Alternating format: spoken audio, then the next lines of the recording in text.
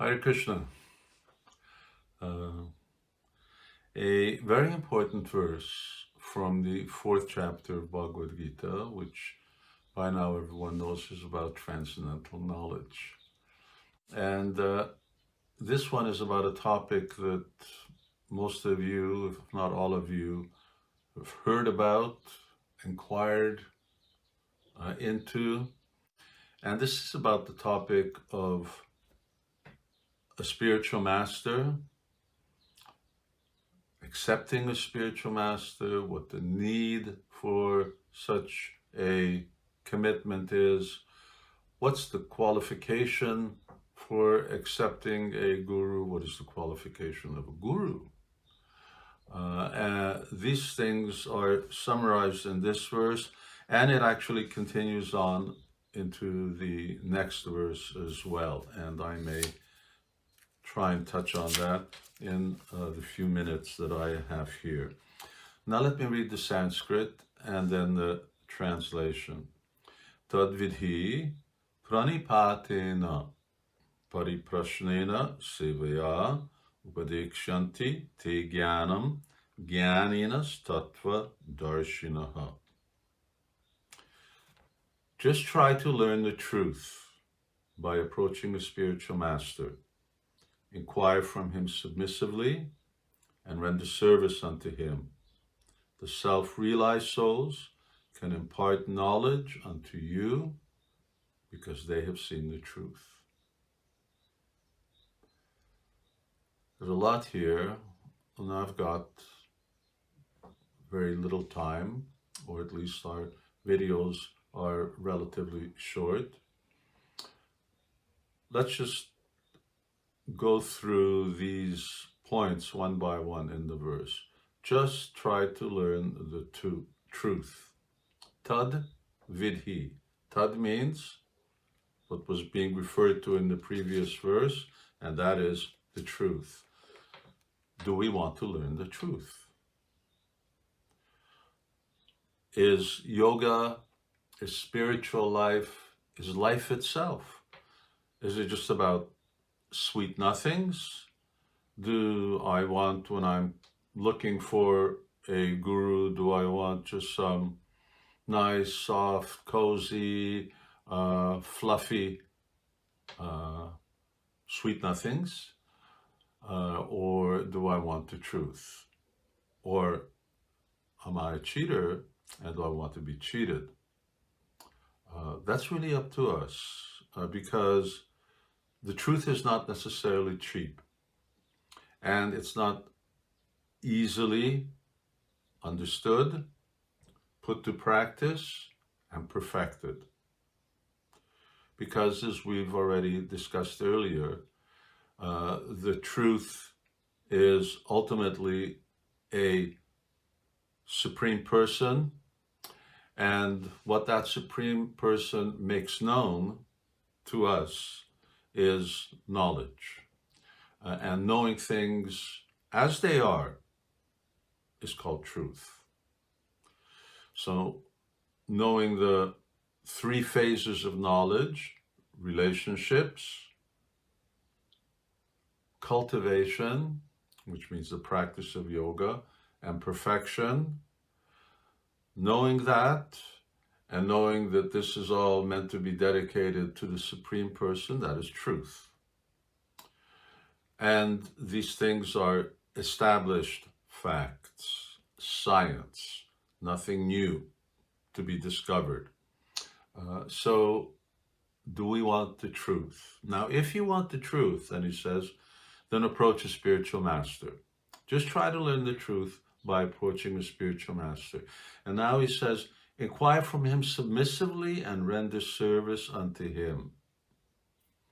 It's very interesting because this isn't what people do nowadays. Well, I didn't do it when I was going to school or university. That wasn't necessarily our general attitude to teachers.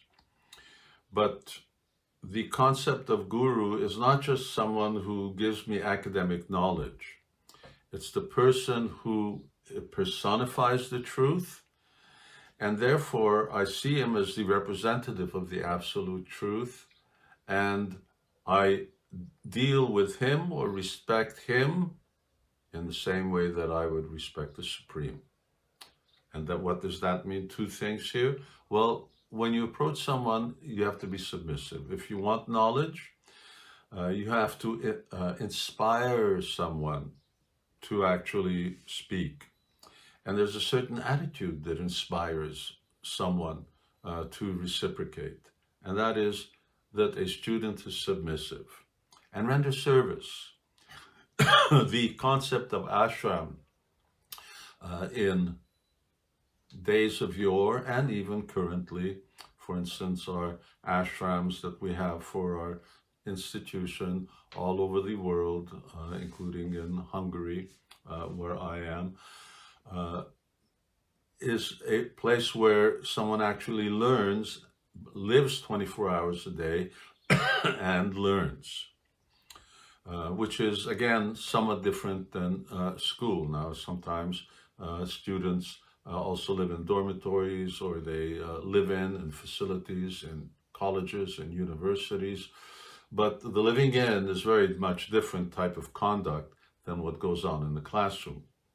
In other words, it's party time, it's being loose, it's drugs, it's sex, it's so many other things. No. You have to live by the truth, which means lifestyle, not just knowledge. And that's what Bhagavad Gita is about. So rendering service is also part of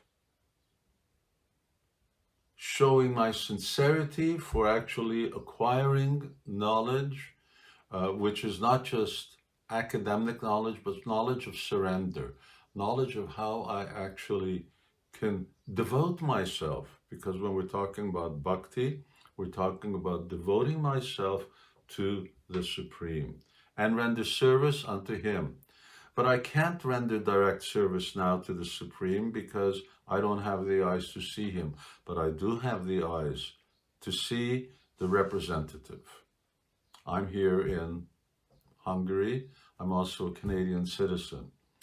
I don't have direct access right now to the Canadian government, but there is an embassy in Budapest, and if I want, for instance, if I need passport issues, then I just go there.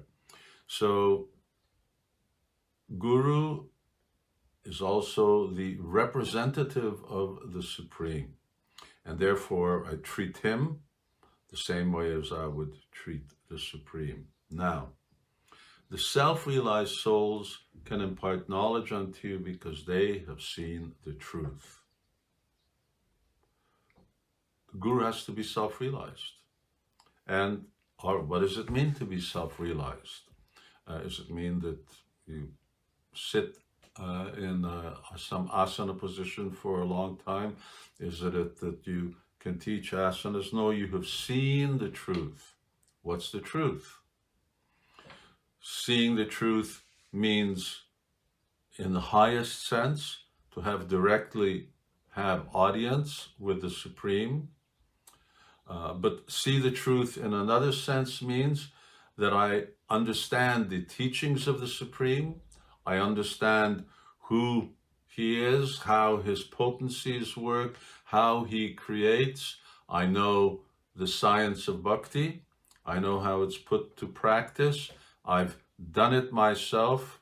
And even if I have not perfected it, which is the ideal of what a self-realized soul is, at least I'm very well on the path of being self-realized, of understanding that I am a spirit soul and that I am the eternal servant of the Supreme, and without flaw or fall down, I act in that capacity. So what will a guru say? A guru says what's in here. And if they say something different, then they're not a guru. The same thing. If you ask me, well, what does a mathematics teacher say? Well, there's the mathematics book. If they say something different, they're not a math teacher. They're something else, but they're not a math teacher. So the Supreme is right here, is Krishna. This is the teachings of the Supreme. A guru is someone who perfectly repeats what has been said here and doesn't change. And that makes him perfect. It's only the Supreme who is actually perfect. But if you perfectly repeat what he says, that also makes you perfect. And that's everybody's duty.